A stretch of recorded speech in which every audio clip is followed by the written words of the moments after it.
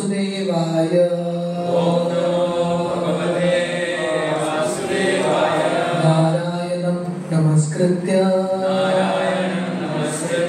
नरं चैव नरोत्तमं देवीं सरस्वतीं व्यासं ततो जायमुदीरये। अष्टप्रायेषु भद्रेषु नित्यं भागवत सेवया भगवती उत्तम श्लोके भक्तिर्भवति नैष्टिकी। कृष्णाय वासुदेवाय देवकी नंदनाय च नंदगोप कुमाराय गोविंदाय नमो नमः। नमो पंकजनाभाय नमो पंकजमालिने नमो पंकजनेत्राय नमस्ते पंकजाग्रये। हरे कृष्ण। तो सर्वप्रथम ओरिजिन के सब भक्तों का, यहाँ के जो कमेटी मेंबर्स हैं उनका बहुत बहुत धन्यवाद। उन्होंने मुझे इतने प्रेम से यहाँ पे आमंत्रित किया। तो मैं शायद ओरिजिन संडे फीस्ट बहुत दिन के बाद आ रहा हूँ, तो मेनी मंथ्स, तो बहुत अच्छा लग रहा है यहाँ पे फिर से उपस्थित होके। आज 1 दिसंबर है। दिसंबर महीने में इस्कॉन के भक्त पूरी दुनिया में गीता बांटने का प्रयास करते हैं। क्यों? क्योंकि पहला कारण, यही महीने में, मार्गशीर्ष महीने में भगवान कृष्ण मोक्षदा एकादशी के दिन अर्जुन को गीता सुनाते हैं। तो भगवान कृष्ण गीता में बताते हैं 12 महीने में से मैं मार्गशीर्ष महीना हूँ। हालांकि कार्तिक महीना भी इम्पोर्टेंट है, पर कार्तिक महीना राधा रानी का महीना है। भगवान कृष्ण गीता में बताते हैं ऑल मंथ्स आई एम नवंबर दिसंबर मार्गशीर्ष, और यही मार्गशीर्ष महीने में भगवान कृष्ण ने गीता सुना है। ये पहला कारण। दूसरा कारण, जब इस्कॉन का जो संस्था है वो एस्टैब्लिश होता है अमेरिका में। अमेरिका में दिसंबर का महीना लोग बहुत प्रसन्न होते हैं, क्योंकि वो क्रिसमस का वातावरण है। यहाँ पे भी क्रिसमस होता है, पर वहाँ पे तो बहुत बड़े पैमाने पे होता है। तो क्रिसमस के समय लोगों का दिल बहुत बड़ा होता है, बहुत शॉपिंग करते हैं, बहुत खुल के सब खरीद लेते हैं। तो भक्त जो हैं दिसंबर महीने का वेस्टर्न कंट्रीज में फायदा उठाते हैं और सबको जाके गीता बांटते हैं। तो एक दो कारण की वजह से ये दिसंबर महीना इस्कॉन के भक्त पूरी दुनिया में जितना हो सके गीता बांटने का प्रयास करते हैं। एक्चुअली 12 महीना हमको गीता बांटने का प्रयास करना है, और 12 मंथ्स। हमारा सबसे महत्वपूर्ण धर्म है पुस्तकों का वितरण करना। बाकी महीना उतना कर नहीं पाते, एटलीस्ट ये एक महीना पूरा फोकस के साथ हमको गीता बांटने का प्रयास करना है। आज 1 दिसंबर है, देखते देखते 31 दिसंबर भी आएगा, महीना तो निकल जाएगा। आपको लगेगा पूरी ये साल नहीं तो अगला साल कर लेंगे। But we shouldn't waste this opportunity. भगवान ने दिया हुआ ये अवसर हमको गंवाना नहीं है। इसलिए यहाँ के भक्तों को लगा कि 1 दिसंबर में ये मूड सेट होना बहुत इंपॉर्टेंट है मैराथन में। तो ये विषय के बारे में बात करने के लिए बहुत है, there are lot of things to speak, पर मैं संक्षिप्त में आप लोगों को ये पुस्तक वितरण का के पीछे जो सिद्धांत क्या है, हम क्यों पुस्तक वितरण करते हैं, हमारे संप्रदाय में इसका इतना महत्वपूर्ण भाग क्यों है, वो पहले श्रवण करेंगे। और उसके साथ साथ अलग अलग कथाओं के बारे में भी हम सुनेंगे कि कैसे बहुत सालों से जिन लोगों ने एक्चुअली गीता भागवत पढ़ा है, लिया है, उन सबकी जिंदगी में एक्चुअल चेंजेस हुए हैं। तो हमारा जो संप्रदाय है ब्रह्म मध्व गौड़े संप्रदाय, हमारे संप्रदाय का सबसे महत्वपूर्ण रोल रहा है। हर संप्रदाय के आचार्य हमारे पूरे संप्रदाय में पुस्तक प्रिंट करना और पुस्तक वितरण करना। हमारा जो संप्रदाय उसकी शुरुआत ब्रह्मा जी से होती है। ब्रह्मा जी का एक नाम है वेद गर्भ। वेद गर्भ करते हैं, जब ब्रह्मा जी उनके पिता के गर्भ में थे, पेट में थे। ब्रह्मा जी का आगमन कहाँ से होता है? नारायण के पेट से, नाभि से। तो जब ब्रह्मा जी नारायण के अंदर थे, उसी समय उन्होंने वेद का ज्ञान अर्जित किया था। इसलिए उनको बोलते हैं वेद गर्भ, जन्म से ही वेद लेके जन्म लेते हैं। इसलिए अगर आपने ब्रह्मा जी का कुछ भी तस्वीर देखा है, ब्रह्मा जी के हाथ में वेद होता है, पुस्तक होता है। तो हमारे संप्रदाय के सबसे पहले आचार्य ब्रह्मा जी, उनके हाथ में क्या है? बुक्स, वेद है, बुक है। तो इससे हमको पता चलता है कि हमारे संप्रदाय में ये पुस्तक का कितना महत्वपूर्ण भाग है। तो हम सब जानते हैं ब्रह्मा जी का रोल क्या है। ब्रह्मा जी इस सृष्टि का निर्माण करते हैं, 84 लाख योनि बनाते हैं, और अल्टीमेटली ये दुनिया में हर व्यक्ति फंसता है, अलग अलग जन्म में, अलग अलग योनि में जन्म लेते लेते ये दुनिया में फंसा रहता है। तो ब्रह्मा जी हालांकि ये क्रिएशन का कार्य करते हैं, पर ब्रह्मा जी का मन ये क्रिएशन के कार्य में नहीं है। ब्रह्मा जी का मन किसमें है? प्रचार कार्य में है। हालांकि उनको मैनेजमेंट करना पड़ता है। हरे कृष्ण।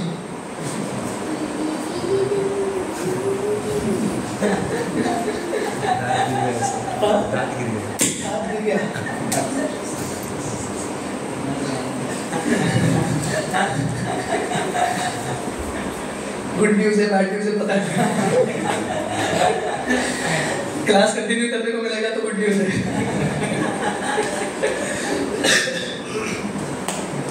ओके, तो ब्रह्मा जी जो है हालांकि क्रिएशन करते हैं, पर ब्रह्मा जी का हृदय ये क्रिएशन में नहीं है। ब्रह्मा जी का हृदय किसमें है? प्रचार कार्य में। मैनेजमेंट करना पड़ता है, but is heart is not there. जैसे श्रील प्रभुपाद ने इस्कॉन संस्था स्थापना की, पूरे दुनिया में 108 मंदिर थे उस समय। प्रभुपाद को बहुत सारा मैनेजमेंट करना पड़ता था, पर प्रभुपाद का हृदय प्रचार कार्य में था।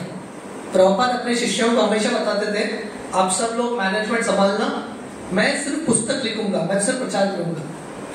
तो हर आचार्य हमारे संप्रदाय का, जैसे मैं बता रहा था, सबसे इंपॉर्टेंट भाग पुस्तक वितरण है।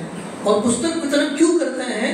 क्योंकि धर्म का प्रचार, लोगों के हृदय में क्रांति लाना है, करुणा बांटना है भगवान कृष्ण का, ये सबसे महत्वपूर्ण भाग है। जो कंपैशन जो है, कंपैशन की वजह से व्यक्ति प्रचार करता है, ये प्रचार का कार्य, preaching work is the most important work. सबसे इंपॉर्टेंट काम है प्रचार कार्य। प्रभुपाद एक लेटर में लिखते हैं अपने शिष्य को, राय रमन। तो प्रभुपाद लिखते हैं, आप पूछ रहे हो मंदिर संभाले कि प्रचार करें? प्रभुपाद बोलते हैं, संभाल सकते हो तो मंदिर संभालना, पर सबसे इंपॉर्टेंट है प्रचार करना। प्रभुपाद बोलते हैं, our first business is to preach. Prabhupada ये लेटर में लिखते हैं, हमारा पहला बिजनेस है प्रचार करना। प्रभुपाद बोलते हैं, सेकंड बिजनेस चैंटिंग 16 राउंड्स। और प्रभुपाद बोलते हैं, तीसरा समय रहा तो मंदिर में पूजा विधि करना। तो तीनों इंपॉर्टेंट है, पर ये भाव समझना बहुत इंपॉर्टेंट है। और मूड ऑफ अ संप्रदाय इज प्रीचिंग। इसलिए ब्रह्मा जी हालांकि सृष्टि करते हैं, उनका हृदय सृष्टि में नहीं है। ब्रह्मा जी एक संप्रदाय शुरू करते हैं, आध्यात्मिक संप्रदाय, और इसका नाम होता है ब्रह्म संप्रदाय। और ब्रह्मा जी नारद मुनि को ये स्पेशल ड्यूटी देते हैं। नारद मुनि का ड्यूटी क्या है? पूरी दुनिया में जाके कृष्ण भक्ति बांटना, गीता भागवत बांटना नारद मुनि का धर्म है। ब्रह्मा जी को थोड़ा बहुत सृष्टि करना पड़ता है, मैनेजमेंट करना पड़ता है। हम देखते हैं ना भागवतम में, जब भी देवताओं की जिंदगी में कष्ट होता है, सब देवता जाके ब्रह्मा जी के पास जाते हैं, अरे सॉल्यूशन दे दो। पर ब्रह्मा जी के एक शिष्य होते हैं नारद मुनि। नारद मुनि मैनेजमेंट करते ही नहीं है, no management, only preaching. Narada Muni बजाए वीणा राधिका रमन नामे। नारद मुनि पूरे दुनिया में जाके सिर्फ प्रचार कार्य करते रहते हैं। तो एक बार ये कहानी आती है, दक्ष, हम लोगों ने दक्ष के बारे में सुना है, दक्ष प्रजापति है। तो एक बार दक्ष जो है 10,000 बच्चों को जन्म देता है, और दक्ष ये 10,000 बच्चों को वन में भेज देता है। गृहस्थ बनने के पहले थोड़ा तपस्या कर लेना। ये 10,000 बच्चे जब वन में जाते हैं, वो नारद मुनि से मिलते हैं, और नारद मुनि बोलते हैं, देखो गृहस्थ जिंदगी में उतरोगे तो बहुत प्रॉब्लम आएगा, इससे अच्छा ब्रह्मचारी बन के सन्यासी बन लो। तो ये 10,000 पुत्र दक्ष के सन्यासी बनते हैं, वापस घर आते ही। तो दक्ष को बहुत गुस्सा आता है नारद के ऊपर, क्या करेंगे, थोड़ा कंट्रोल करके फिर से दूसरा बैच 10,000 बच्चे। दक्ष कैपेसिटी बहुत था दक्ष का, वेरी एक्सपर्ट, बच्चे उत्पन्न करने में बहुत एक्सपर्ट था दक्ष। नेक्स्ट बैच 10,000 चिल्ड्रन, और फिर से मन भेजते हैं थोड़ा तपस्या करके आना। नारद मुनि इनसे मिलते हैं और बोलते हैं देखो आपके बड़े भाई बहुत बुद्धिमान थे, वापस घर नहीं गए, आप भी उनके पच्चीनों में चलो। तो ये 10,000 बच्चे भी सन्यासी बनते हैं, वापस घर नहीं जाते। दक्ष नारद मुनि को श्राप देता है कि आप एक जगह पे टिक नहीं सकते, आप घूमते रहोगे। नारद मुनि बोले बहुत अच्छा श्राप है, क्योंकि दक्ष अपने घर से इतना आसक्त था, उसको लगता था श्राप मतलब घर के बाहर रहना श्राप है। नारद मुनि सोच रहे थे ये सबसे बड़ा वरदान है, सब जगह भ्रमण करते हुए प्रचार करते रहे। तो नारद मुनि इस इटर्नल स्पेस में हर जगह भ्रमण करते हैं, ब्रह्मलोक हो, पाताल लोक हो, कहीं पे भी कोई नारद मुनि को रोकता नहीं। तो नारद मुनि का जिंदगी कितना सुंदर जिंदगी है, लेकिन सब जगह जाके प्रचार करते रहो। तो नारद मुनि का यही कार्य है। अगर आप भागवतम देखेंगे, प्रैक्टिकली भागवतम के हर पन्ने में, हर स्कंद में नारद मुनि का ही गुणगान है। पहले स्कंद में नारद मुनि आते हैं, दूसरे स्कंद में नारद मुनि आते हैं, ध्रुव महाराज के कथा में, प्रहलाद महाराज की कथा में, हर व्यक्ति को नारद मुनि प्रचार करते रहते हैं। और वही भागवतम के पहले स्कंद में हम देखते हैं नारद मुनि के शिष्य, बहुत सारे शिष्य, उनमें से एक शिष्य होते हैं व्यासदेव। व्यासदेव भगवान के अवतार हैं, ये हमारा परंपरा है, ब्रह्मा जी से नारद, नारद से व्यास। व्यास कौन है? वो भगवान के अवतार हैं, शक्तावेश अवतार। और व्यासदेव का अवतार किसके लिए होता है? हर अवतार का एक रोल होता है कि फंक्शन।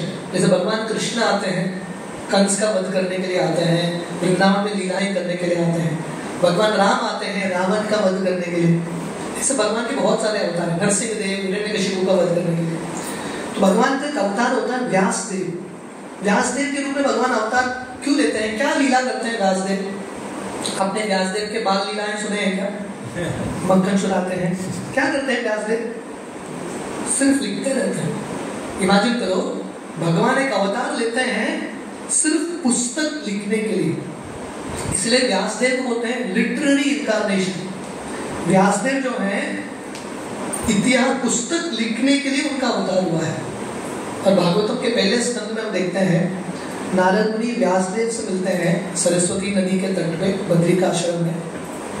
और नारद मुनि व्यासदेव को बोलते हैं आपने बहुत सारे वेद लिखे हैं, फिर भी आप संतुष्ट नहीं हो, क्योंकि आपने सबसे महत्वपूर्ण पुस्तक लिखा नहीं। आप श्रीमद् भागवतम की रचना करना, जिसमें भगवान कृष्ण के लीलाओं का वर्णन होगा। तो नारद मुनि के प्रेरणा से व्यासदेव भागवतम की रचना करते हैं। सब वेदों का सार, सर्व वेद एक सत्फल। सब वेद एक वृक्ष की तरह है, उसका पका हुआ फल है श्रीमद् भागवतम। तो ये भागवतम की रचना करने के लिए भगवान का एक अवतार होता है व्यासदेव के रूप में। और भागवतम का सार है, भागवतम सब वेदों का सार है, और भागवतम का सार है 10वां स्कंद, जहाँ पे भगवान कृष्ण के लीलाओं का वर्णन है। कैसे भगवान कृष्ण पूर्ण पुरुषोत्तम भगवान ये धरातल में आते हैं। भगवान कृष्ण को दुनिया में आने की क्या जरूरत है? जरूरत होता है मुकेश अंबानी मुंबई के धारावी झोपड़पट्टी में थोड़ी ना जाएगा, है कि उसको जाने की आवश्यकता नहीं है। दुबई घूमेगा, झोपड़पट्टी धारावी क्यों जाएगा? तो ये भौतिक दुनिया, भगवान कृष्ण तो आध्यात्मिक जगत में रहते हैं, भगवान को ये भौतिक दुनिया में आने की क्या आवश्यकता है? भगवान आते हैं हम सबके दिल को आकर्षित करने के लिए। तो भगवान कृष्ण कितने सुंदर लीलाएं करते हैं, खासकर वृंदावन लीला। और भगवान कृष्ण सबके मन को हरने का प्रयास करते हैं, सबके मन को आकर्षित करने का प्रयास करते हैं। और वही भगवान कृष्ण वृंदावन की लीलाओं के बाद कुरुक्षेत्र के रणभूमि में भगवत गीता सुनाते हैं। तो देखिए कैसे हमारे संप्रदाय में पुस्तकों का कितना महत्वपूर्ण भाग है। ब्रह्मा जी ने वेद की रचना की, उन्होंने नारद मुनि को बोला सब जगह जाके गीता भागवत का प्रचार करो। व्यासदेव आए, उन्होंने वेद की रचना की, वेद को पुस्तक के रूप में संचालित किया। भगवान कृष्ण आके बहुत सारी लीलाएं करते हैं और उसके साथ साथ सबको गीता भागवत का ज्ञान देते हैं, भगवत गीता का ज्ञान। और भगवत गीता के माध्यम से भगवान कृष्ण, गीता क्या है? भगवान का गीत। भगवान क्यों ये गीत गा रहे हैं? हम सबको उनके लोक में, आध्यात्मिक जगत में बुलाने का प्रयास कर रहे हैं। तो भगवान ये दुनिया में आते हैं, या भगवान के भक्त ये दुनिया में आते हैं, उनका एक ही मिशन है। भगवान कृष्ण असुरों के वध करने के लिए नहीं आते, वो साइड मिशन है। मेन मिशन है ये दुनिया के जीवों को वापस आध्यात्मिक जगत लेके जाना। Main reason why Krishna comes. और वही भगवान कृष्ण फिर से कलयुग में श्री चैतन्य महाप्रभु के रूप में आते हैं। देखिए हम कितने भाग्यशाली हैं। ब्रह्मा जी के आधा दिन में 12 घंटे में 1000 दिव्य युग होता है। आप लोगों ने दिव्य युग सुना है, सत्य त्रेता द्वापर कली का एक दिव्य युग। ऐसे 1000 दिव्य युग ब्रह्मा जी का 12 घंटा। ऐसे 1000 दिव्य युग में सिर्फ, या ब्रह्मा जी के एक दिन में सिर्फ एक दिव्य युग में साक्षात भगवान कृष्ण आते हैं। तो ये जो दिव्य युग है, द प्रेजेंट दिव्य युग जहां पे हमारा जन्म हुआ है, यही दिव्य युग में जो द्वापर युग था, भगवान कृष्ण साक्षात आए थे। नहीं तो बाकी द्वापर युग में कृष्ण भगवान साक्षात नहीं आते, भगवान कृष्ण का एक अंश आता है। तो यही दिव्य युग में भगवान कृष्ण साक्षात आते हैं। और यही दिव्य युग के कलयुग में, यही जिस कलयुग, जिस 500 ईयर्स अगो, 500 साल पहले, वही कृष्ण भगवान श्री चैतन्य महाप्रभु के रूप में आते हैं। गौर बताएं, सिर्फ ये कलयुग में आते हैं, बाकी कलयुग में नहीं। तो हम इतने भाग्यशाली हैं कि ये टाइम और सिचुएशन में आए हैं जहां पे जो युग में भगवान कृष्ण भी आए हैं और महाप्रभु भी आए हैं। और चैतन्य महाप्रभु अवतार क्यों लेते हैं?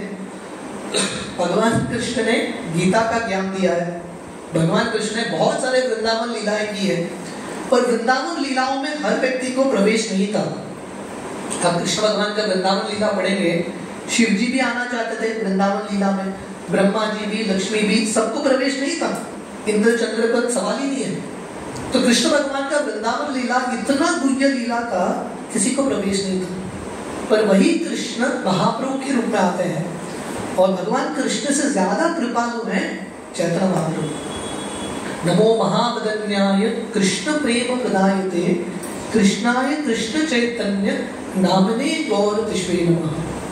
भगवान कृष्ण ने भी कृष्ण प्रेम दिया, पर सबको नहीं, बहुत गिने चुने भक्तों को। पर महाप्रभु ने कृष्ण प्रेम, वो वृंदावन का प्रेम हर व्यक्ति को बांट दिया।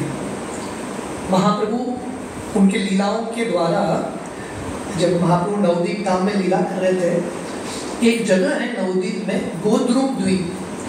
गोद्रुप द्वीप में एक जगह है आम्र घाट। एक बार महाप्रभु अपने भक्तों के साथ कीर्तन कर रहे थे, घंटों घंटों कीर्तन कर रहे थे। कीर्तन करने के बाद सब भक्तों को भूख तो लगता है, ठीक है ना? महाप्रभु का नवदीप लीला में कहीं पे वर्णन नहीं है कि किचन टीम था, कहीं पे वर्णन नहीं। सब भक्त कीर्तन में भाग ले रहे थे, किचन कहाँ से आएगा? पर भक्तों को तो भूख लग रहा है। तो महाप्रभु सोच रहे थे अभी मेरा उत्तरदायित्व है भक्तों को प्रसाद खिलाना। तो महाप्रभु एक आम का बीज लेते हैं, जमीन पे डालते हैं, तो तुरंत एक आम का वृक्ष आता है। जैसे गोवा मोर्जी में बहुत सारे आम के वृक्ष हैं, आम्रघाट तो एक आम का बीज डालते हैं और बड़ा आम का वृक्ष आता है, और पूरे वृक्ष में आम। और कैसे आम? मानपुरा तीन स्पेशल आम। ये आम का खासियत है, गुठली नहीं, छिलका नहीं। कहीं पे देखा है ऐसा आम? मिला तो हमको देना। Special mango, no seed no skin.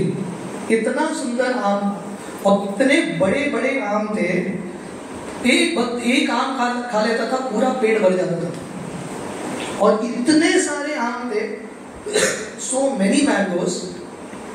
महाप्रभु बोलते हैं मैं अकेला बांट नहीं सकता, इतने आम हैं। और ये आम का अर्थ क्या है? ये आम कृष्ण प्रेम के आम है। ये आम जो है भागवतम है।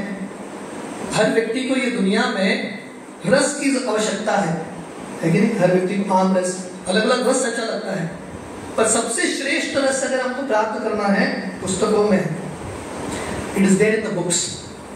तो महाप्रभु ये आम्रघाट में ये लीला करते हैं और महाप्रभु बताते हैं मैं अकेला इतने सारे आम बांट भी नहीं सकता, आप सब लोग मदद कीजिए लोगों तक आम पहुंचाने के लिए।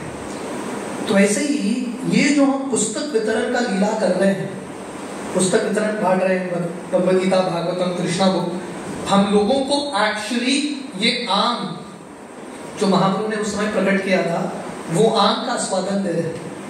We are giving them this higher taste, ये सबसे ऊंचा स्वाद दे रहे हैं। तो महाप्रभु अपने पूरे लीलाओं के माध्यम से, संकीर्तन लीलाओं के माध्यम से पूरे दुनिया में प्रचार करते हैं। महाप्रभु अपने आप सिर्फ 8 श्लोकों की रचना करते हैं। महाप्रभु ने प्रचार किया पर खुद से महाप्रभु ने सिर्फ 8 श्लोकों की रचना की, शिक्षाष्टकम। पर महाप्रभु चाहते थे कि हमारा संप्रदाय स्थापित होने के लिए, आगे जाके पीढ़ियों को पढ़ने के लिए हमारे संप्रदाय के सिद्धांत के ऊपर पुस्तक होने चाहिए।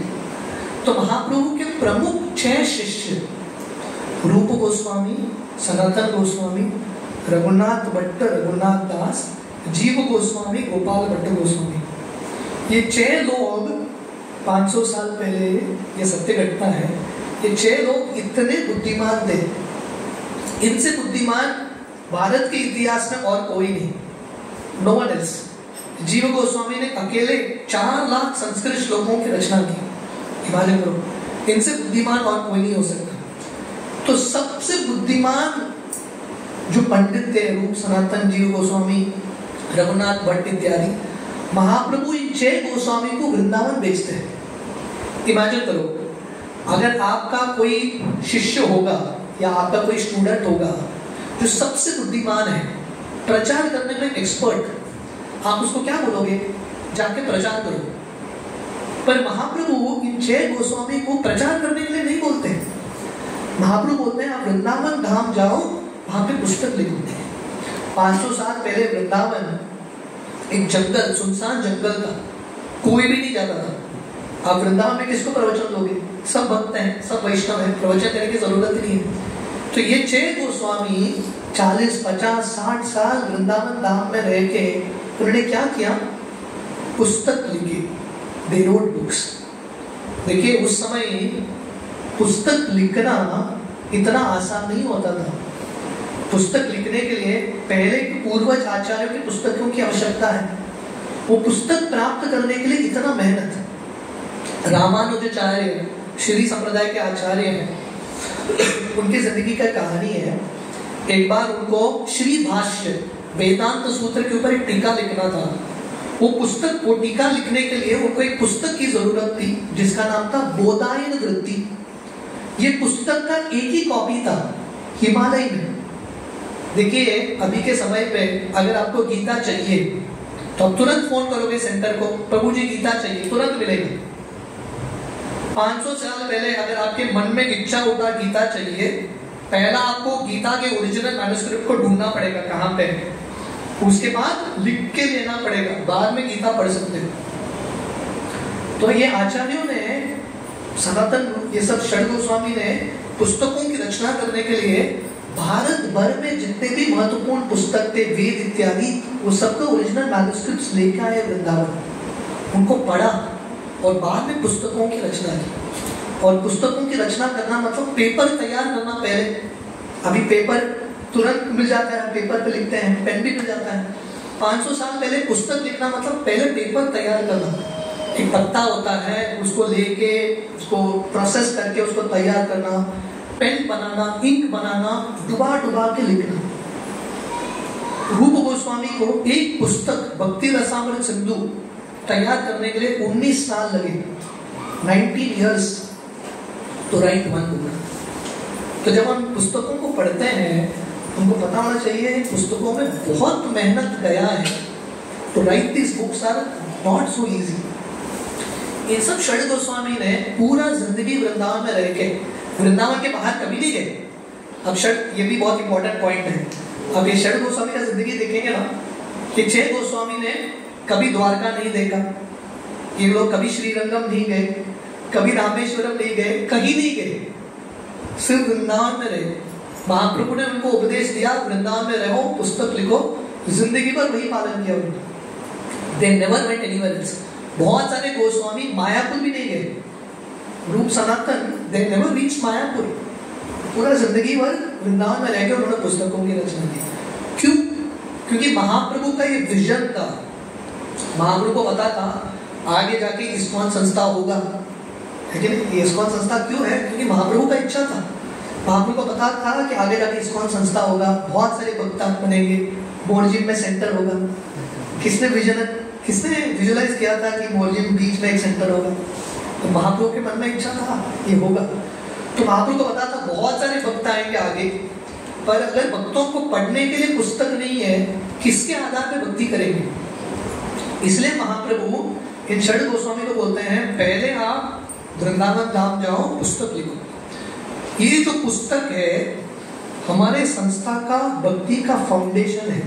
जैसे ये बिल्डिंग है, बिल्डिंग खड़ा होने के लिए नीचे फाउंडेशन लगता है, तो ऐसे अगर हमारे भक्ति को टिका के रखना है, एक संप्रदाय को टिका के रखना है, फाउंडेशन है बुक्स। तो ये षड गोस्वामी ने हमारे पूरे संप्रदाय का फाउंडेशनल बुक्स तैयार किया है। भक्ति रसामृत सिंधु, हरि भक्ति विलास, सो मेनी बुक्स, भागवत संदर्भ, षड संदर्भ इत्यादि। उसके बाद जीव गोस्वामी, षड गोस्वामी में से सबसे छोटे जीव गोस्वामी, उनके पास पहले बार 3 स्टूडेंट्स आते हैं इन पुस्तकों को पढ़ने के लिए। ये 3 शिष्य थे जीव गोस्वामी के, श्रीनिवास आचार्य, नरोत्तम दास ठाकुर, श्यामानंद पंडित। ये तीनों लोग जीव गोस्वामी के पास आते हैं और राधा दामोदर मंदिर वृंदावन में जीव गोस्वामी इन तीनों भक्तों को, तीनों बच्चों को षड गोस्वामी के सब पुस्तक का शिक्षण देते हैं। क्योंकि पुस्तक लिखा, पुस्तक सिखाना भी पड़ेगा किसी को। जैसे वाल्मीकि मुनि ने रामायण की रचना की और रामायण लव कुश को सिखाया, ऐसे ही संप्रदाय फैलता है। तो जीव गोस्वामी ने 3 भक्तों को ये पुस्तक के बारे में सब कुछ सिखाया, सब ट्रेनिंग दिया और इन तीनों को बोला आप ये पुस्तकों को लेके बंगाल जाओ, प्रचार करो। क्योंकि महाप्रभु चाहते थे कि षड गोस्वामी पुस्तक लिखे और उसके बाद ये पुस्तक पूरी दुनिया में इसका प्रचार हो। तो ये 3 भक्त, श्रीनिवास आचार्य, नरोत्तम दास ठाकुर और श्यामानंद पंडित, षड गोस्वामी के सब पुस्तकों को लेके, और उस समय जैसे मैं बता रहा था पुस्तक मतलब ओरिजिनल मैन्युस्क्रिप्ट्स, सेकंड मैन्युस्क्रिप्ट्स नहीं थे, ओरिजिनल ही था। चैतन्य चरितामृत, इमेजिन करो, कृष्णास कविराज गोस्वामी का चैतन्य चरितामृत, भक्ति रसामृत सिंधु, हरि भक्ति विलास, इन सब पुस्तकों को लेके एक बैलगाड़ी में बिठा के बंगाल जा रहे हैं। हमारे इतिहास का, हमारे संप्रदाय का पहला बुक डिस्ट्रीब्यूशन पार्टी, बैलगाड़ी पार्टी। अभी तो बस निकलता है बुक डिस्ट्रीब्यूशन के लिए, 500 साल पहले कैसे हुआ था ये? बैलगाड़ी के साथ। और इतना ऐतिहासिक मूवमेंट था। जीव गोस्वामी, लोकनाथ गोस्वामी, जितने भी गोस्वामी थे, वृंदावन मथुरा में एक बहुत बड़े उत्सव के साथ ये बैलगाड़ी को बेचते हैं। पहले बार 40-50 साल बाद पहले बार षड गोस्वामी के पुस्तक वृंदावन से बाहर निकल रहे, स्टेपिंग आउट ऑफ वृंदावन। इतना बड़ा उत्सव होता है और ये तीनों भक्त सब पुस्तकों को लेके जा रहे हैं बंगाल। एक जगह है जिसका नाम है बान विष्णुपुरी। तो यहाँ पे ये तीनों बच्चे जो हैं जीव गोस्वामी के शिष्य एक जंगल में सो जाते हैं। रातों रात ये सब पुस्तकों का चोरी होता है। वहाँ का राजा बीरम, उसके पास एक ज्योतिष था, उनको बोलता है इनके पास बहुत बड़ा खजाना है, सब पुस्तकों को चुरा के लेके जाते हैं। तो ये तीनों भक्त इतने पागल होते हैं क्योंकि षड गोस्वामी ने इतना मेहनत किया था ये सब पुस्तकों को लिखने के लिए। इमेजिन करो, ओरिजिनल चैतन्य चरितामृत सब पुस्तक चले गए, फिर से लिखना असंभव, it is impossible to write again. Imagine करो, मुझे याद है मैं एक बार कुछ छोटा सा कुछ आर्टिकल लिख रहा था मोबाइल में, लिखते लिखते डिलीट हो गया। इतना मतलब आधा घंटा 1 घंटा समय बिता के आप कुछ लिखो, गायब हो जाता है, कितना फ्रस्ट्रेशन होता है। तो इमेजिन करो सालों साल जो गोस्वामी ने मेहनत किया था, सब पुस्तक गायब, पागल की तरह हर जगह ढूंढ रहे थे, और फाइनली श्रीनिवास आचार्य को ये पुस्तक मिलता है, और धीरे धीरे ये पुस्तक जो है इसका प्रचार बंगाल, उड़ीसा धीरे धीरे बढ़ने लगता है। तो इस तरह से हमारा संप्रदाय धीरे धीरे बढ़ता है, क्योंकि हमारे संप्रदाय में हर आचार्य ने पुस्तकों पे इतना जोर दिया था। श्रीनिवास आचार्य जो जीव गोस्वामी के एक शिष्य थे, उनके जिंदगी की एक बहुत सुंदर कहानी है। श्रीनिवास आचार्य वृंदावन कैसे आते हैं, उनको भागवतम पढ़ने के प्रति कितना रुचि था। तो श्रीनिवास आचार्य जब छोटे बालक थे, जब युवक बनते हैं, वो जगन्नाथपुरी आते हैं महाप्रभु से मिलने के लिए, क्योंकि उनको पता था महाप्रभु जगन्नाथपुरी में लीला कर रहे हैं। जब वो जगन्नाथपुरी पहुंचते हैं, उनको समाचार मिलता है कि चैतन्य महाप्रभु का लीला समाप्त हो चुका है। तो श्रीनिवास आचार्य सोच रहे थे मेरे जिंदगी का एक ही लक्ष्य था महाप्रभु से मिलना, पर महाप्रभु है ही नहीं। उस समय महाप्रभु के सपने में आते हैं और बोलते हैं चिंता मत करो, जगन्नाथपुरी में गदाधर पंडित हैं, आप उनके पास जाओ, भागवतम सीखो। तो श्रीनिवास आचार्य गदाधर पंडित के पास जाते हैं और भागवतम सीखते हैं। गदाधर पंडित महाप्रभु के विरह में जब भागवतम सिखाते सिखाते इतना रोते थे, भागवतम का पूरा इंक मिट जाता है। समझ क्या तो भागवतम का पूरा इंक मिट जाता है। तो गदाधर पंडित बोलता है मुझे आपको भागवतम सिखाना है, पर भागवतम का इंक मिट गया, आप और एक कॉपी बना के लाओ। तो श्रीनिवास आचार्य जगन्नाथपुरी से वापस बंगाल चल के आते हैं, वहां पे नरहरि सरकार के साथ फिर से भागवतम लिख के वापस जगन्नाथपुरी जाते हैं भागवतम सीखने के लिए। सो दिस वाज यार, उस समय उनका इतना भाव था भागवतम सीखने के लिए, पूरी से बंगाल चल के आते हैं भागवतम का कॉपी बनाने के लिए। इस तरह से श्रीनिवास आचार्य शास्त्र सीखते हैं। कृष्णदास कविराज गोस्वामी जब 90 साल के थे, 90 इयर्स ओल्ड, कृष्णदास कविराज गोस्वामी वृंदावन धाम जाते हैं और वहां पे 90 साल की उम्र में चैतन्य चरितामृत लिखते हैं। क्यों? क्योंकि उनको पता था, इमेजिन करो अगर कृष्णदास कविराज गोस्वामी ने चैतन्य चरितामृत लिखा नहीं होता, हमारे पास महाप्रभु के बारे में कुछ भी इंफॉर्मेशन पता नहीं होता। क्योंकि उन्होंने पुस्तक लिखा, 500 साल बाद भी अभी भी महाप्रभु के जो फॉलोवर्स हैं चैतन्य चरितामृत पढ़ते हैं। पुस्तक इतना इंपॉर्टेंट है। प्रभुपाद इस्कॉन के प्रचार कार्य के साथ साथ प्रभुपाद रोज एवरी डे, प्रभुपाद दुनिया के कौन से भी भाग में हो, रोज शाम को प्रभुपाद 3-4 घंटा पुस्तक लिखते थे। क्यों? क्योंकि प्रभुपाद को पता था मेरा आयु सीमित है, पर मेरे पुस्तक मेरे बाद भी रहेंगे, my books will live after me. इसलिए प्रभुपाद ने इतना समय निकाल के पुस्तक लिखी। तो हम देख रहे हैं कि हमारे संप्रदाय में प्रैक्टिकली हर आचार्य ने पुस्तक पे इतना जोर दिया है। आगे जाके बलदेव विद्याभूषण, विश्वनाथ चक्रवर्ती ठाकुर जो हमारे संप्रदाय के आचार्य बनते हैं, वो भी पुस्तक लिखते हैं, दे आल्सो राइट बुक्स। और वही संप्रदाय में आगे भक्ति विनोद ठाकुर आते हैं।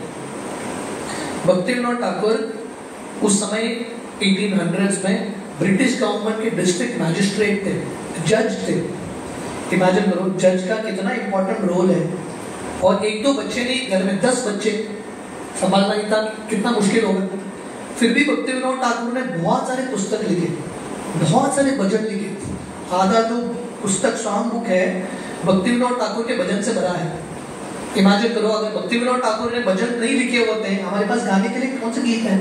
गीत भी नहीं है, पुस्तक भी नहीं है। तो भक्ति विनोद ठाकुर ने पुस्तक लिखा, ही रोट बुक्स। और उनके शिष्य, उनके पुत्र भक्ति सिद्धांत सरस्वती, उन्होंने ये पुस्तक प्रिंटिंग को और एक लेवल पे लेके गए। इसके पहले हर आचार्य ने पुस्तक लिखा, पर भक्ति सिद्धांत सरस्वती हमारे संप्रदाय के पहले आचार्य हैं जिन्होंने प्रिंटिंग प्रेस एस्टैब्लिश किया। बाकी सब आचार्यों ने पुस्तक लिखा, पर किसी ने पुस्तक प्रिंट करना शुरू नहीं किया। हमारे संप्रदाय में पहले भक्ति सिद्धांत सरस्वती प्रिंटिंग प्रेस खरीदा 1900 की शुरुआत में, जब सिर्फ ब्रिटिश गवर्नमेंट के पास प्रिंटिंग प्रेस होता था, दूसरा एक ही इंडियन था जिसके पास प्रिंटिंग प्रेस था, भक्ति सिद्धांत Saraswati. He was such a revolutionary person. British government के अलावा एक ही भारतीय जिसके पास प्रिंटिंग प्रेस था, भक्ति सिद्धांत सरस्वती।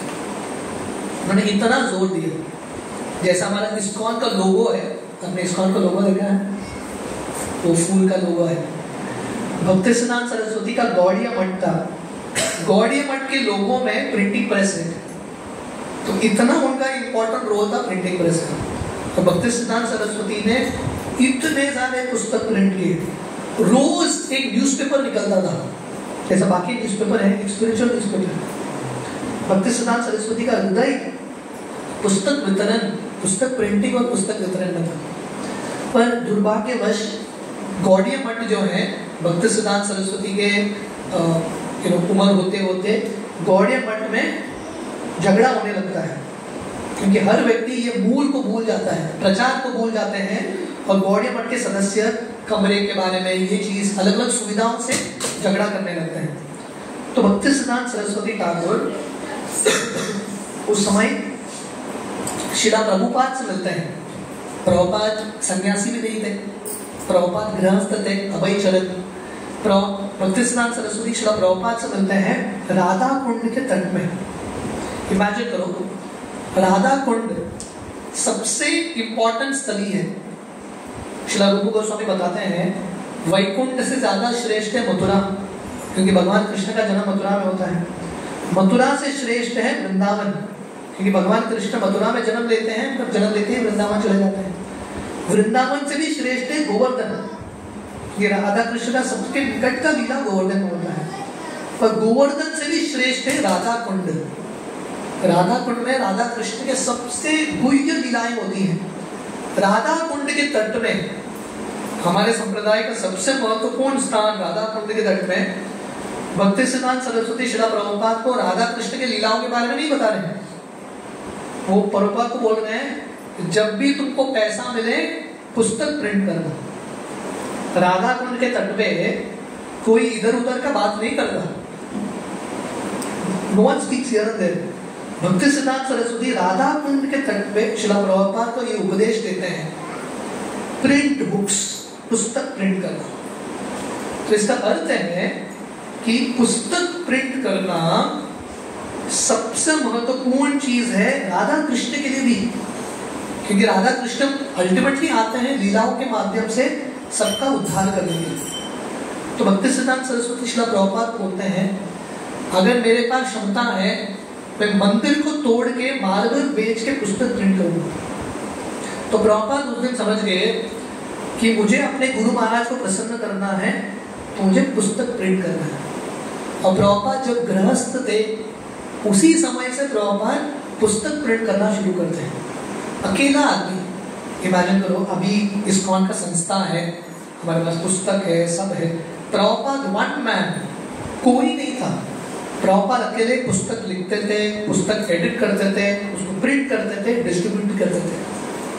प्रभुपाद जब वानप्रस्थ लेते हैं, वानप्रस्थ संन्यास, और प्रभुपाद वृंदावन में रुकते हैं राधा दामोदर मंदिर में। प्रभुपाद वहां पे पुस्तक लिखते थे, he would write back to God and magazine. Print करने के लिए ट्रेन लेके दिल्ली आते थे। ट्रेन के लिए पैसे कहाँ, अभी व्यक्ति रिटायर हो चुका है, पैसे कहाँ है, किसी से तो उधार लेके कुछ लेके जनरल कंपार्टमेंट में बैठ के प्रभुपाद दिल्ली आते थे। और दिल्ली में चिप्पीवाड़ा करके एक जगह है, जहाँ पे जामा मस्जिद है, चांदनी चौक, ओल्ड दिल्ली बोलते हैं उसको। तो प्रभुपाद वहां पे पेपर खरीदते थे सस्ते में, अलग अलग दुकान से बार्गेन करके जो सबसे सस्ते दाम में देगा उसे पेपर खरीदते थे। प्रभुपाद बैक टू गॉड लिखा हुआ मैगजीन प्रिंटर के पास लेके जाते थे, पेपर लेके जाते थे। प्रभुपाद के पास रिक्शा हायर करने के लिए पैसा नहीं, चल के लेके जाते थे। सुबह सुबह ब्रेकफास्ट भी नहीं लेते थे प्रभुपाद, और प्रिंटर के साथ खड़ा होके back to God magazine print कराते थे, एडिट कराते थे। और उसके बाद दिल्ली के दुकानों में जहाँ पे लोग चाय पीने के लिए जाते हैं, अलग अलग दुकानों में जाके Prabhupada back to God magazine बांटते थे। सो इस्कॉन की शुरुआत ये पुस्तकों से होता है। It starts with books. तो प्रभुपाद हमेशा बताते हैं अगर ये संस्था को चलाते रहना है, पुस्तक बढ़ता रहना चाहिए। प्रभुपाद बोलते थे पुस्तक प्रिंटिंग या बीबीटी, भक्ति वेदांत बुक ट्रस्ट, हमारे संस्था का हृदय है। It is the heart of the society. अगर पूरे शरीर में खून फैलाना है, खून बांटना है, हृदय को धड़कते रहना बहुत इंपॉर्टेंट है कि नहीं? ऐसे ही अगर ये संस्था को जीवित रखना है, कीप द सोसाइटी अलाइव, पुस्तक बांटते रहना, प्रिंट करते रहना इंपॉर्टेंट है। प्राण आचे आर जे हेतु प्रचार। तो श्री प्रभुपाद उन्होंने इतना कष्ट लिया कि पुस्तकों को लिखने के लिए। ये भी बहुत इंटरेस्टिंग चीज है। प्रभुपाद अमेरिका जाने से पहले, प्रभुपाद को पता था, उनके गुरु महाराज ने बोला था अमेरिका में जाके प्रचार करो, पर प्रभुपाद तुरंत अमेरिका नहीं जाते। राधा दामोदर मंदिर में बैठ के प्रभुपाद भागवतम का पहला स्कंद लिखते हैं, प्रिंट कराते हैं। प्रिंट करने के लिए पैसा नहीं, अलग अलग लोगों से चंदा डोनेशन लेके प्रिंट कराते हैं, और उसके बाद भागवतम का पहला स्कंद 200 कॉपीज लेके अमेरिका जाते हैं। क्योंकि प्रभुपाद सोच रहे थे मैं अमेरिका जाऊंगा, कैसे तो मुझे टिकट मिलेगा, मैं अमेरिका जाऊंगा, मैं प्रवचन दूंगा, लोगों को प्रवचन बहुत अच्छा लगेगा। प्रवचन के एंड में आके बोलेंगे स्वामी जी आपके फिलोसफी के बारे में जानने के लिए और पुस्तक है क्या? प्रभुपाद बोलेंगे पुस्तक नहीं, तो फॉलो कैसे होगा? प्रभुपाद इतने बड़े विजनरी थे, अमेरिका जाने से पहले पुस्तक लेके जाते हैं और उसी के बाद अमेरिका जाते हैं। वो जो भागवतम के 200 कॉपीज, 200 सेट्स, उससे इस्कॉन संस्था पूरी दुनिया में फैला है। So this whole preaching has started with those books. वो बुक्स के वजह से शुरू हुआ है। और प्रभुपाद अमेरिका की इनिशियल डेज में प्रभुपाद स्वयं बेचते थे पुस्तक को, अलग अलग दुकानों में जाके रखते थे। दुकान वाला खरीदने के लिए तैयार नहीं, प्रभुपाद बोलते थे तुम रखो, ट्राई करो, नहीं बिका तो वापस करो। तो प्रभुपाद रखते थे, क्रेडिट पे रखते थे पुस्तकों को, और हर हफ्ते में प्रभुपाद जाके चेक करते थे सेल हुआ क्या। कभी कभी प्रभुपाद जो दुकानदार है क्रिश्चियन लेडी, प्रभुपाद उनके लिए समोसा लेके जाते थे, थोड़ा समोसा खाएंगे तो मेरा पुस्तक बेचेंगे। प्रभुपाद उनको प्रेम से समोसा अलग अलग चीज खिलाते थे। क्या नहीं किया प्रभुपाद ने? और ये सब लोग डिवोटी नहीं है, भौतिकवादी मटेरियलिस्टिक लोग, प्रभुपाद उनका सेवा कर रहे हैं। लेकिन प्रभुपाद का मेन भाव था किसी न किसी रूप से पुस्तक लिखना चाहिए। देखिए प्रभुपाद जब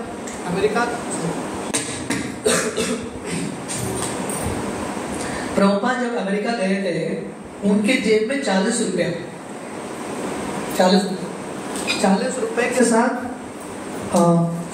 व्यक्ति अमेरिका में क्या कर सकता है, कितना दिन बिता सकता है? प्रभुपाद कुछ पैसा नहीं लेंगे। प्रभुपाद के पास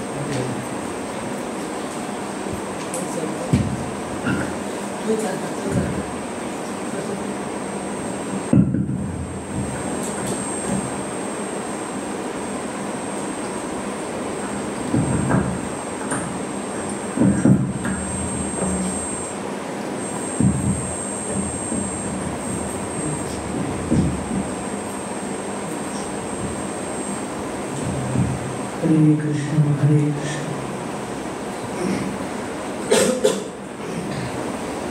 कृष्ण हरे कृष्ण कृष्ण कृष्ण हरे हरे हरे राम राम राम हरे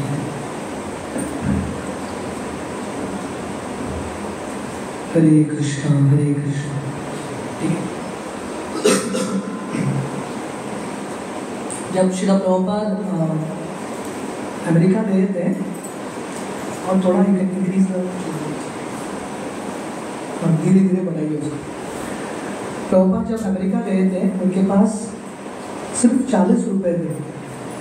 तो 40 रुपए के साथ व्यक्ति कितना समय बिता सकता है यूएस में? कैन इट इंक्रीज बढ़ सकता है? You should focus on the sound system. Radhanath महाराज एक बार एक प्रोग्राम बता रहे थे, साउंड जो है संकीर्तन है, तो महाराज बता रहे थे साउंड सिस्टम इज एक्चुअली हरिनाम प्रभु का लाइफ लाइन है, it's like arteries and veins of हरिनाम प्रभु। So sound try to get a good quality sound system. तो या नाउ इट्स बेटर, अभी अच्छा। प्रभुपाद जब अमेरिका गए थे 40 रुपए थे प्रभुपाद के पास। 40 रुपए के साथ व्यक्ति कितना समय बिता सकता है अमेरिका में? How many days you can spend? एक दिन भी नहीं। प्रभुपाद ने महीने निकाले अमेरिका में, कैसे पता है? वो जो 200 कॉपीज भागवतम लेके गए थे, प्रभुपाद धीरे धीरे उसको बेचते थे, उससे जो पैसा मिलता था थोड़ा और दिन बिताते थे, थोड़ा और दिन बिताते थे। That's how Prabhupada survived. So ये पूरा ISKCON संस्था, it is all standing on books. Prabhupada उस समय इनिशियल डेज में अमेरिका में कोई फॉलोअर नहीं, नो फॉलोअर्स, एक भी डिसाइपल नहीं, कोई नहीं, अकेले। एक किसी ने प्रभुपाद को इनवाइट किया था आके प्रवचन देने के लिए। तो प्रभुपाद जाते हैं, कैसे जाते हैं? इमेजिन करो, 70 साल का व्यक्ति एक प्रोग्राम में जा रहे हैं, असिस्टेंट कोई नहीं, प्रभुपाद बैग लेके भागवतम का पहला स्कंद लेके जाते हैं। तो प्रभुपाद सामने बैठे हैं, अनाउंसमेंट होता है, अभी हम भक्तिवेदांत स्वामी को बुलाते हैं प्रवचन देने के लिए। तो प्रभुपाद उठ के जा रहे हैं स्टेज पे प्रवचन देने के लिए। तो प्रभुपाद पता है प्रवचन के एंड में मैं बोलने वाला हूँ, जिसको भागवतम खरीदना है खरीदो। कौन बेचेगा? कौन? क्योंकि प्रभुपाद तो प्रवचन देंगे, लोगों से बात करेंगे, अभी बेचेगा कौन? प्रभुपाद के साइड में एक लड़का बैठा था जो प्रभुपाद को जानता नहीं, प्रभुपाद उसको नहीं जानते। प्रभुपाद उठने से, स्टेज पे जाने से पहले वो लड़के को पूछते हैं, तू एक काम करेगा क्या? मैं भी प्रवचन दूंगा, प्रवचन के एंड में ये भागवतम का बैग संभालना, जो व्यक्ति आएगा उसको भागवतम देना, इतना पैसा ले लेना। नए लड़के को उसी समय मिले हैं प्रभुपाद, उसी दिन प्रभुपाद इसको पुस्तक वितरण में लगाते हैं। प्रभुपाद स्टेज में जाके बोलते हैं, अभी जिसको भागवतम चाहिए वो लड़के को कांटेक्ट करना। लड़का मतलब अभी मिला था वो लड़का, और वो लड़का प्रभुपाद के लिए पुस्तक पैसा लेता है, खरीदता है। प्रभुपाद बोलते हैं, तो कहने का अर्थ है प्रभुपाद का ये भाव था प्रचार करने का। This was his mood to preach. Prabhupada जब उनके अंतिम दिनों में थे वृंदावन धाम में, ऑलमोस्ट शरीर पर हड्डियां ही बचे थे। लोकनाथ महाराज जो पद यात्रा करते थे, उस समय अभी भी करते हैं महाराज जी, पद यात्रा कर करके अपने बैलगाड़ी के साथ, गौरताई के साथ वृंदावन आए थे प्रभुपाद से मिलने के लिए। प्रभुपाद तुरंत उनको पूछता है, कहाँ कहाँ से पद यात्रा आया? लोकनाथ महाराज बोलते हैं ये जगह से जाके आए। प्रभुपाद बोलते हैं वो जगह पे आप ये व्यक्ति को मिले क्या? वो जगह पे ये व्यक्ति को मिले क्या? लोकनाथ महाराज सोच रहे थे इतना डिटेल प्रभुपाद को कैसे पता? प्रभुपाद बोले, तुमसे पहले ये सबका पद यात्रा मैंने ऑलरेडी किया है। सड़क सड़क पे भटक भटक के प्रभुपाद ने पुस्तकों को बांटा है। He distributed books like this. So this book distribution is something that is very very important role. Bhagavatam में नारद मुनि व्यासदेव को बताते हैं, तद्वाग विसर्गो जनताग्ल विप्लवो यस्मिन् प्रति श्लोक अवत्पति अपि नामानि अनन्तस्य यशो निकितानि यत् शृण्वन्ति गायन्ति गृह्णन्ति साधवा। नारद मुनि बताते हैं ये जो भगवान की पुस्तक है साधारण पुस्तक नहीं है। जो भगवान के गुणगान में कुछ भी लिखा है तद्वाग विसर्गो जगताग्ल विप्लवो। विप्लव का अर्थ है क्रांति, रेवोल्यूशन। ये पुस्तकों के माध्यम से लोगों के हृदय में क्रांति आ सकता है।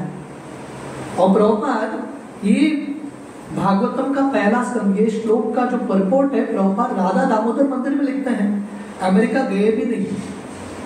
प्रभुपाद ये श्लोक में तात्पर्य में प्रभुपाद कॉन्फिडेंटली लिखते हैं, मुझे पता है भागवतम गीता का संदेश पूरी दुनिया के लोग स्वीकार करेंगे क्योंकि नारद मुनि का वचन है यहाँ पे। और प्रभुपाद क्योंकि उनको ये शास्त्रों पे विश्वास था, महाप्रभु ने भविष्यवाणी की थी, पृथ्वी ते आचे यदि नगर आदि ग्राम सर्वत्र प्रचार होई भी मोरा नाम। महाप्रभु ने घोषणा की प्रैक्टिकली पृथ्वी के हर नगर हर ग्राम में मेरे नामों का प्रचार होगा। प्रभुपाद प्रयास करते हैं। प्रभुपाद एक्चुअली लिखते हैं, प्रभुपाद बंगाली थे, इंडियन थे, इंग्लिश उनका मातृभाषा नहीं है, पर प्रभुपाद भागवतम इंग्लिश में क्यों लिखते हैं? Something very interesting. Prabhupada Bengali में लिख सकते थे, भागवतम इंग्लिश में क्यों लिखते हैं?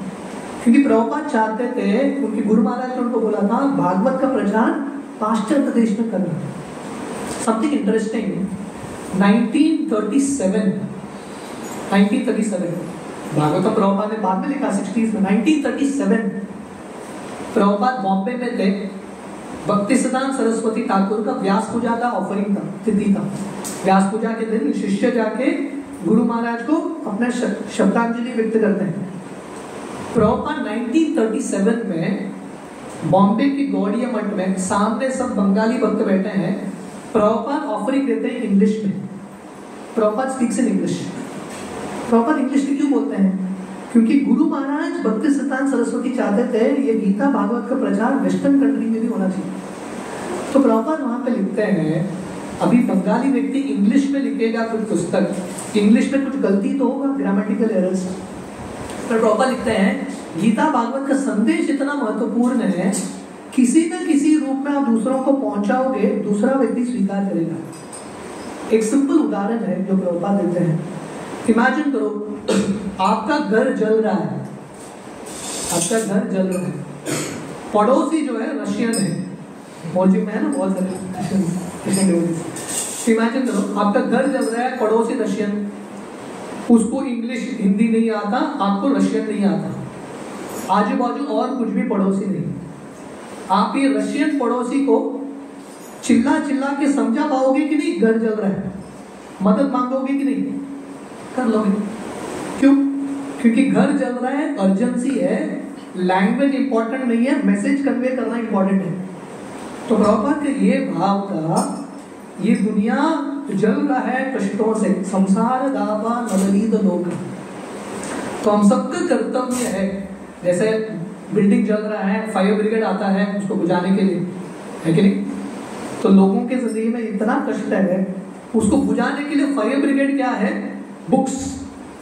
These books are like fire, पानी की तरह है जो एक्चुअली ये अग्नि को बुझाएगा। So this should be the mood in which we distribute books. Prabhupada भागवतों में लिखते हैं ये दुनिया में प्रैक्टिकली हर व्यक्ति पीड़ित है। इमेजिन करो जैसे कोविड के समय है कि नहीं, जब हर व्यक्ति पीड़ित है, अगर किसी व्यक्ति को स्पेशल वैक्सीन मिलता है जिससे वो व्यक्ति बच सकता है तो वो क्या करेगा? रिस्क लेके भी दूसरों को बांटेगा। तो वैसे ही हमारे संप्रदाय में हमको भगवान कृष्ण की असीम कृपा से ये पुस्तक मिले हैं। ये पुस्तक वो वैक्सीन की तरह है, वो मेडिसिन की तरह है। तव कथामृतम तप्त जीवनम, कष्टों का निवारण, सब कष्टों का निवारण है पुस्तक में। तो हम सबका कर्तव्य है सिर्फ पुस्तक पढ़ना नहीं, पुस्तक पढ़ के दूसरों को भी बांटने का प्रयास करना। और ये करेंगे हम डेफिनेटली हमारे जिंदगी में और लोगों की जिंदगी में हम बहुत बड़ा क्रांति ला सकते हैं। इंग्लिश में एक कहावत है, I just mind up in another 15-20 minutes, बताने के लिए तो विषय बहुत है, बट मैं थोड़ा कहानी बताऊंगा आपको, आप लोगों को थोड़ा प्रेरणा देने के लिए पुस्तक वितरण का, अंदर भी मिलेगा। इंग्लिश में कहावत है, pen is mightier than sword. आप लोगों ने सुना है कलम तलवार से ज्यादा शक्तिशाली। आप लोगों ने कहावत सुना है, जब ब्रिटिश भारत आए थे, ब्रिटिश का कॉलोनी था भारत। ब्रिटिश का उस समय बहुत सारे जगह पे कॉलोनी था। सिंगापुर में, मॉरिशस में, अलग अलग जगह पे उनका कॉलोनी था अफ्रीका में। और उन्होंने ये कॉलोनी कैसे बनाया? तलवार के बल पे, शक्ति के बल पे उन्होंने अपना एम्पायर बढ़ाया। तो अभी के समय पे ब्रिटिश का एम्पायर किधर है? ब्रिटिश में ही सीमित, उतना ही है उनका एम्पायर, खत्म हो गया सब एम्पायर। प्रभुपाद का एम्पायर देखो, इस्कॉन का एम्पायर, दुनिया के हर जगह पे इस्कॉन का केंद्र है, प्रचार कार्य है एवरीवेयर। इतने सारे लोग हैं। ब्रिटिश गवर्नमेंट को उस समय भारत पे हुकूमत करने के लिए उन्होंने ब्रिटिश सोल्जर्स रखे थे, उनको सैलरी देना पड़ता है। पर प्रभुपाद के दुनिया भर में सेंटर्स हैं, प्रभुपाद किसी को सैलरी नहीं देते। सब लोग सब सेवा करने के लिए तैयार। और इतना बड़ा इस्कॉन का एम्पायर, शुरुआत कैसी होती है? कलम। Pen is mightier than sword. British जब पूरे दुनिया में हुकूमत कर रहा था, उस समय उनका एक कहावत था, the sun never sets in the British empire. मतलब सूरज कभी भी ब्रिटिश एम्पायर में ढलता नहीं। मतलब क्या?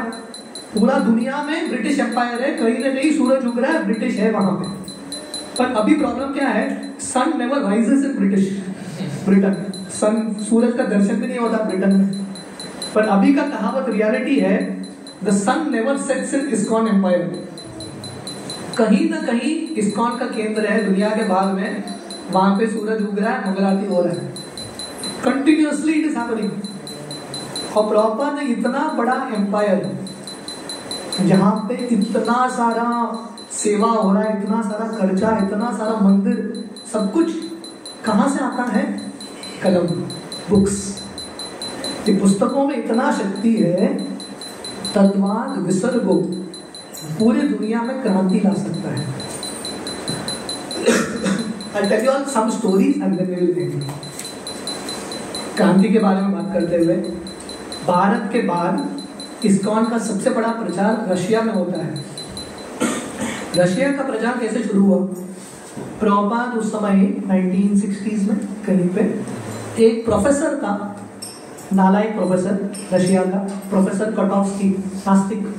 वो प्रभुपाद को एक इनविटेशन देता है, आके मेरे से थोड़ा डिस्कशन करो। तो प्रभुपाद जाते हैं अपने एक शिष्य के साथ, श्याम सुंदर प्रभुपाद श्याम सुंदर प्रभु, दो ही लोग रशिया जाते हैं। एक होटल में इनको अकोमोडेशन मिला था, वहां से यूनिवर्सिटी जाते हैं ये प्रोफेसर से बात करने के लिए, वापस प्रभुपाद रूम में आते हैं। ये प्रोफेसर को कुछ फायदा नहीं था, ये तो भक्त बनने वाला नहीं था। तो प्रभुपाद बोले इसके साथ तो मेरा समय वेस्ट होगा। तो श्याम सुंदर प्रभु एक सब्जी के दुकान में खड़े थे सब्जी खरीदने के लिए, और दो लड़के मिलते हैं उनको, सामने उनके थे, एक इंडियन लड़का, एक अमेरिकन रशियन लड़का। श्याम सुंदर प्रभु को देख के बहुत आकर्षित होते हैं। श्याम सुंदर प्रभु बोलते हैं चलो मेरे साथ, मैं अपने गुरु से मिलाऊंगा। तो चुप चुप के इनको होटल लेके आते हैं, क्योंकि उस समय 1970s-60s में रशिया जो है सोवियत यूनियन कम्युनिस्ट कंट्री था। वहां पे धर्म के पुस्तक, धर्म का प्रचार करते हुए कोई भी मिलेगा तो जेल में डाल देंगे। श्याम सुंदर को चुप चुप के दो बच्चों को प्रभुपाद से मिलाने के लिए लेके आते हैं। तो प्रभुपाद को पता है मेरे पास दिन बहुत कम है, फिर से रशिया आऊंगा कि नहीं पता नहीं, चांस है कि नहीं पता नहीं। प्रभुपाद ये बच्चों को सब ज्ञान देते हैं, everything A to Z, basic course, advance course सब देते हैं। चांस मिलेगा कि नहीं पता नहीं, strike with the iron sword सब बताते हैं।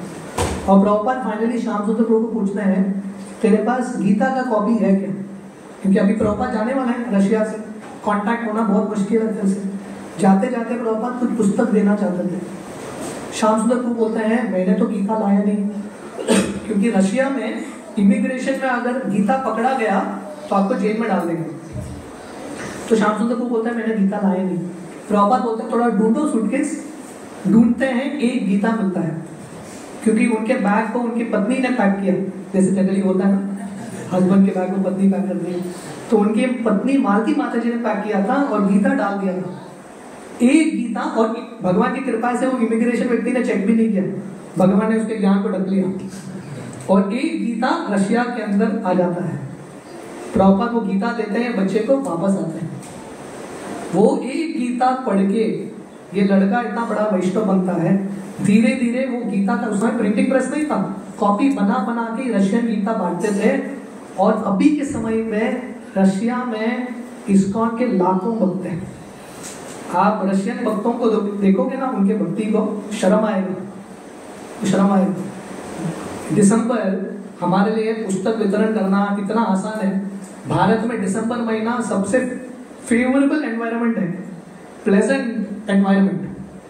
पाश्चात्य देश में, वेस्टर्न कंट्री में आपको गीता बांटने का इच्छा भी हुआ, बाहर निकलेंगे ना बर्फ होता है। रशिया में ऐसे जगह है, साइबेरिया, -40। ऐसे परिस्थिति में भी भक्त अभी भी दिसंबर महीना में पुस्तक वितरण करते हैं। हजारों सेंटर्स हैं, मंदिर है, वो सबका शुरुआत 1 बुक, एक भगवद गीता ने इतना बड़ा क्रांति लाया है। रशिया के बारे में बात करते हुए, श्रील प्रभुपाद के एक बहुत सीनियर डिसाइपल थे भक्ति तीर्थ स्वामी महाराज। वो इतने उत्साहित थे पुस्तक वितरण करने के लिए, क्योंकि उस समय ना जब प्रभुपाद ये धरातल पर थे, अगर आपको प्रभुपाद को प्रसन्न करना है ना, एक ही तरीका है, पुस्तक वितरण करो। आप पुस्तक वितरण करोगे ना, प्रभुपाद बहुत प्रसन्न होंगे। उन सब भक्तों का, अमेरिकन डिवोटीज, उनका एक ही लक्ष्य था, प्लीजिंग प्रभुपाद। प्रभुपाद के मुख में एक स्माइल। प्रभुपाद के समय भक्ति तीर्थ महाराज, उस समय उनका नाम था घनश्याम प्रभु, रशिया में जाके पुस्तक वितरण करते थे। साधारण कपड़े, भक्तों के कपड़े में नहीं जा सकते, ये कपड़े में जाएंगे तो सीधा जेल में डाल देंगे। कोट सूट पहन के, शिकागो ढक के, आर्टिफिशियल विग पहन के जाते थे यूनिवर्सिटीज में, जहाँ पे पुस्तक वितरण इम्पॉसिबल है। ऐसा एनवायरनमेंट उन्होंने प्रचार करते थे भक्ति तीर्थ महाराज। तो एक बार एक यूनिवर्सिटी में गए थे, अलग अलग यूनिवर्सिटी के डिपार्टमेंट के HOD से ऑर्डर देने के लिए प्रभुपाद की पुस्तकों का। तो भक्ति तीर्थ महाराज एक यूनिवर्सिटी में गए, उनके पीछे जैसे इंडिया में CBI होता है ना, उस समय रशिया में KGB करके था, मतलब उनका इंटेलिजेंस, ऐसे लोगों को पकड़ के जेल में डालता था। इस्कॉन का कोई दिख गया तो जेल में डालो, ऐसा भी चल रहा है बांग्लादेश में, है कि तो भक्ति तीर्थ महाराज ये परिस्थिति में पुस्तक वितरण कर रहे, तो यूनिवर्सिटी में घूम रहे, तो ये KGB एजेंट था, उसको समझ में आ गया ये तो गड़बड़ है। अमेरिकन व्यक्ति है, अफ्रो अमेरिकन, ऐसा घूम रहा है, कुछ तो गड़बड़ करने के लिए आया है। गड़बड़ मतलब गीता बांटने के लिए आया है। तो ये KGB एजेंट भक्ति तीर्थ महाराज के पीछे भागते हैं। भक्ति तीर्थ महाराज रनिंग में एक्सपर्ट थे, पूरे यूनिवर्सिटी में भागते हैं। इमेजिन करो, पूरे यूनिवर्सिटी में ये दोनों भाग रहे, फिल्मी सीन। पुस्तक वितरण करेंगे ना, बहुत सारे फिल्मी सीन अनुभव होगा आप लोगों को। तो भाग रहे हैं, इधर घूम रहे हैं, उधर घूम रहे हैं। KGB एजेंट छोड़ ही नहीं, पकड़ा गया मतलब जेल, फांसी भी हो सकता है। तो भक्ति तीर्थ महाराज ऐसा घूमते घूमते सडनली एक दरवाजा दिखता है, बंद हुआ दरवाजा, खोलते हैं, अंदर जाके बंद कर देते हैं। और KGB एजेंट को समझ में नहीं आया कहाँ गए, पता नहीं। जाने से पहले वो दरवाजे के अंदर एक नेम प्लेट था। भक्ति तीर्थ महाराज वो नेम प्लेट पढ़ के अंदर जाते हैं, और सामने किसी का ऑफिस था। इमेजिन करो, सडनली कोई आ गया, दरवाजा बंद कर दिया। वो व्यक्ति पूछता है, अरे कौन हो तुम, कहाँ जा रहे हो? तो भक्ति तीर्थ महाराज इतने इंटेलिजेंट है, अंदर आने से पहले उन्होंने उसका नेम पढ़ लिया था नेम प्लेट में। वो पूछते हैं, are you mister so and so? बोलता है यस, तो मैं आपसे ही मिलने के लिए आया। बैठ के पूरा प्रभुपाद के सेट का वितरण करके आता, मतलब बाहर यमदूत खड़ा है, यह परिस्थिति में पुस्तक वितरण करके। पृथु प्रभु श्रील प्रभुपाद के डिसाइपल एक कहानी बताते हैं। रशिया में जैसे हम बोल रहे थे, एक गीता भी अलाउड नहीं, तो रशिया के अंदर एक ट्रक लोड भर के गीता लेके जा रहे हैं। क्या हिम्मत रहा होगा भक्तों को, और कैसे लेके जाते हैं? पृथु प्रभु और एक डिवोटी, इतना बड़ा ट्रक, पीछे पूरा गीता भरा है, रशियन गीता, सामने कुत्ते को लेके जाते हैं। और सिक्योरिटी जो होता है वो बोलता है बाहर का कुत्ता रशिया में अलाउड नहीं, सिर्फ रशिया कुत्ता, बाहर का नहीं आना है। तो इनका झगड़ा होता है, बोलते नहीं नहीं ये कुत्ता हमारा बहुत फेवरेट कुत्ता है, इसको हम लेके ही जाएंगे। तो कुत्ते पे इतना बहस होता है, बोलते हैं आपको एक ही शर्त पे छोड़ेंगे, कुत्तों को छोड़ना पड़ेगा। कि कुत्ते को छोड़ देते हैं, ट्रक के अंदर क्या है देखते नहीं, पूरा गीता भर का ट्रक रशिया के अंदर प्रवेश करता है। पृथु प्रभु 2-3 साल पहले हमारी यात्रा में आए थे, वो एक बहुत सुंदर कहानी बता रहे थे पुस्तक वितरण का। उस समय कितना ऊर्जा था पुस्तक वितरण का, कितना उत्साह था। पृथु प्रभु और एक डिवोटी एक कार में बैठ के, पूरा पुस्तक भरा है गीता भागवत, जा रहे हैं। एक डिवाइडर को ये कार टकरा जाता है, पूरा पलटी 10 बार पलटी मार के एक पेड़ को टकराता है। इतना बड़ा हादसा होता है, पूरा भीड़ जम जाता है देखने के लिए, ये लोग मर गए हैं। पर भगवान की कृपा से दोनों भक्त बच गए, कार का तो हाल हो गया। इतना बुरे परिस्थिति में जब जिंदगी अभी बचा है, वो क्या देखते हैं, वो देखते हैं कि इतने सारे लोग हैं, दोनों के हृदय में तुरंत प्रेरणा आता है, बढ़िया अपॉर्चुनिटी है पुस्तक वितरण करने का। उल्टे कार से बुक का बैग लेके आते हैं पुस्तक बांटने के लिए, और सब लोग इनको पूछते हैं आप दोनों ठीक हो गया? तो पृथु प्रभु और एक डिवोटी बोलते हैं हम दोनों तो ठीक हैं, आप लोग ठीक नहीं हो, पुस्तक में। और ये परिस्थिति में पुस्तक बांट के आते। This was that enthusiasm in those days, कितना उत्साह था पुस्तक वितरण का। So there are many stories to tell, बहुत सारे कथाएं हैं बताने के लिए, पर हम सब लोग प्रयास करेंगे पुस्तक वितरण करने का। भगवान कृष्ण आप सब लोगों को भी बहुत अच्छा अनुभव देंगे, और कोई भी कर सकता है। हमारे वृंदावन में एक गुरुकुल है, यहाँ पे छोटे छोटे बच्चे पढ़ते हैं, 15-20 बच्चे हैं, रोज 200-300 पुस्तक बांटते हैं बच्चे। They go out on the streets and distribute books। तो बच्चे भी कर सकते हैं, माता जी कर सकते हैं, हर व्यक्ति कर सकता है। अगर इच्छा स्ट्रांग है तो डेफिनेटली होगा। प्रभुपाद एक जगह पे लिखते हैं, अगर हम कर भी नहीं सकते, हम पुस्तक बांट भी नहीं सकते, ये पूरा महीना एक ही प्रश्न पूछना है अपने आप को। प्रश्न क्या है? हाउ कैन आई डिस्ट्रीब्यूट, कैसे बांटूं। ये विचार करते रहने से ही समाधि है। आप विचार करते रहेंगे, सामने से भगवान किसी न किसी व्यक्ति को भेजेंगे।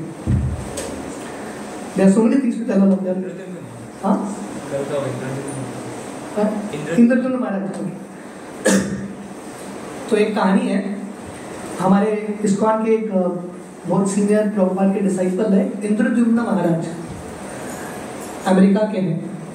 तो वो जब इस्कॉन में आते हैं, उनके मन में इच्छा उठता है कि मेरी माँ भी आनी चाहिए। जनरली हर भक्त को होता है ना, मेरे परिवार भी जुड़ना चाहिए। तो अपने माँ को प्रभुपाद की पुस्तक रेगुलरली भेजते थे।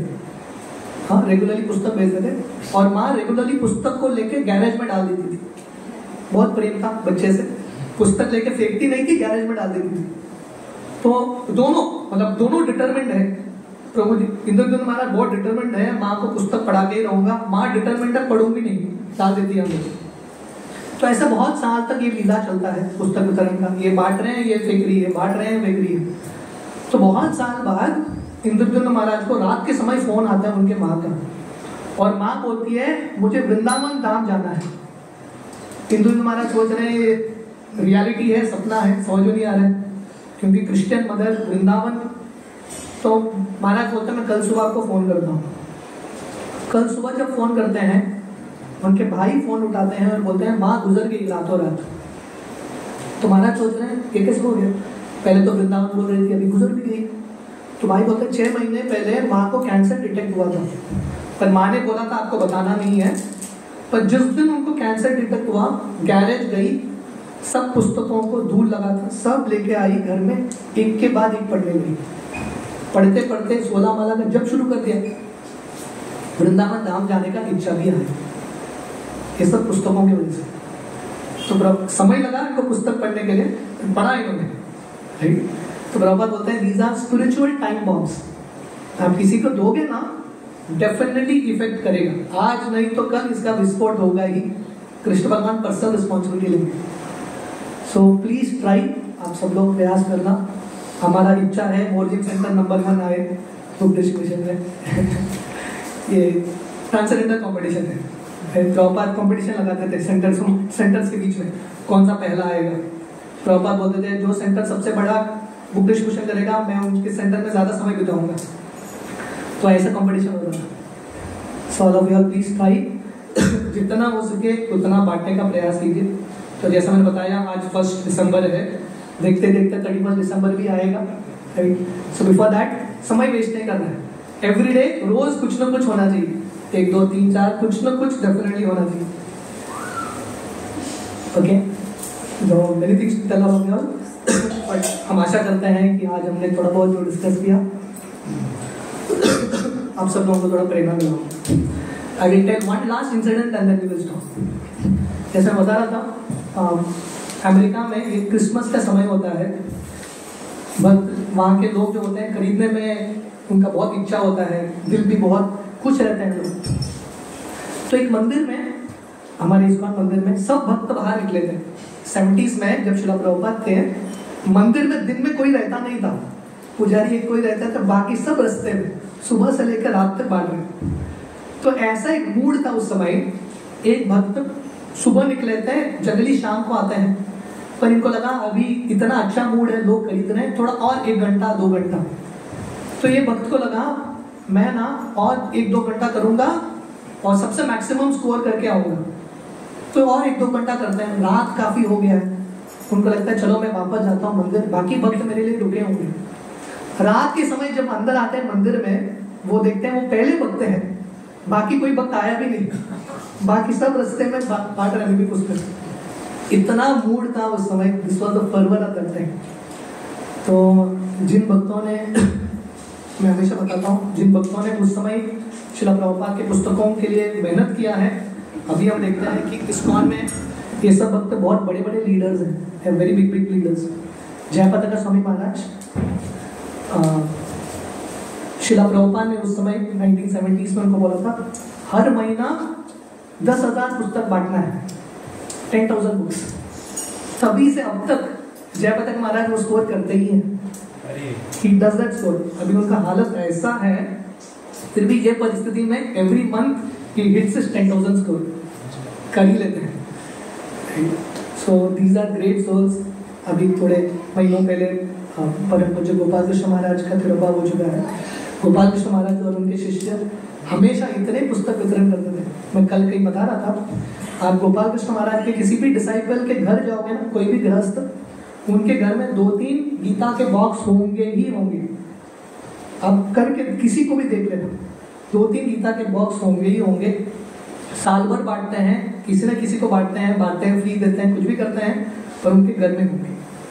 सो दीज आर सिंसियर डिवोटीज। तो हमारा निवेदन है, आप सब लोग लेके जाइए 2-3 बॉक्सेस, साल भर जो भी गिफ्ट होते हैं, ओकेशंस होते हैं, ट्राई टू डिस्ट्रीब्यूट।